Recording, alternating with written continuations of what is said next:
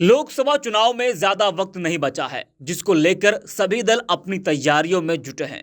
India और NDA गठबंधन में मुख्य मुकाबला होना है।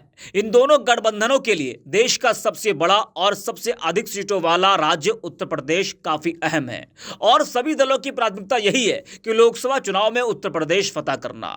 यूपी फतह हुआ तो दिल्ली का रास्ता भी आसान हो जाएगा, लेकिन किसी भी दल या किसी भी गठबंधन के लिए यह आसान नहीं होने वाला।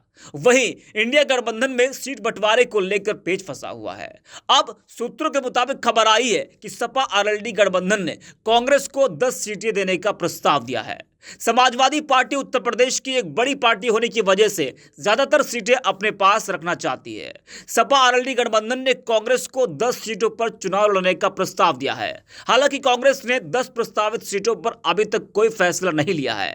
सूत्रों के मुताबिक यूपी में समाजवादी पार्टी कम से कम 60 सीटों पर चुनाव लड़ना चाहती है।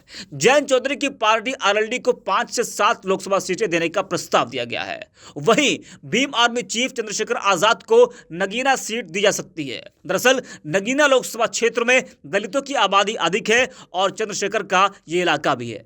लेकिन यूपी में कौन सी पार्टी किस सीट पर अपने उम्मीदवार उतारेगी, अभी इसका फैसला नहीं लिया गया है। लेकिन माना जा रहा है कि सपा यह तय कर चुकी है कि कांग्रेस को कौन कौन सी सीट देना है। हालांकि आधिकारिक तौर पर अभी तक इंडिया गठबंधन ने किसी भी दल ने इसकी पुष्टि नहीं की है। लेकिन सूत्रों के मुताबिक सपा आरएलडी गठबंधन कांग्रेस को ज्यादा सीटें देना नहीं चाहती।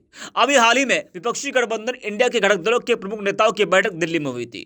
इसमें सीट बंटवारे को लेकर चर्चा हुई थी और सभी दलों ने तय किया था कि जल्द से जल्द सीट बंटवारा किया जाएगा। आपको बता दें कि लोकसभा चुनाव में वक्त कम बचा है, इसलिए सभी दल चुनाव की तैयारियों में जुटे हैं। बता दें कि सीट बंटवारे को लेकर कांग्रेस नेता जयराम रमेश ने कहा था कि यह बातचीत खुले दिमाग से की जाएगी। जयराम रमेश ने कहा था कि हम खुले दिमाग से सीट शेयरिंग वार्ता को आगे बढ़ाएंगे और सार्वजनिक बयानों से परहेज करेंगे।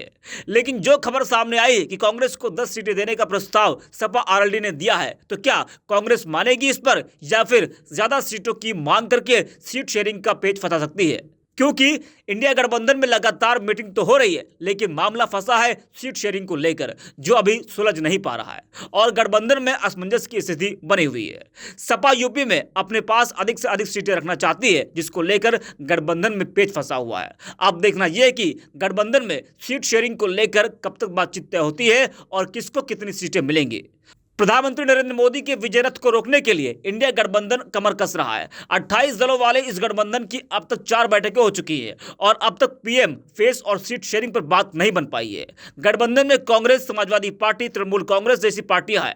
ऐसे में किसको कितनी सीटें दी जाएं, ये एक बड़ी चुनौती है। हालांकि गठबंधन के नेताओं के मूड को देखें तो लगता है ये गुत्थी सुलझ रही है। दरअसल इंडिया ने सीट शेयरिंग की डेडलाइन 31 दिसंबर दे रखी है और 19 दिसंबर को दिल्ली में इंडिया गठबंधन की हुई चौथी बैठक में तय किया गया था कि 31 दिसंबर तक सीट बंटवारे को लेकर कोई बड़ा फैसला हो जाएगा।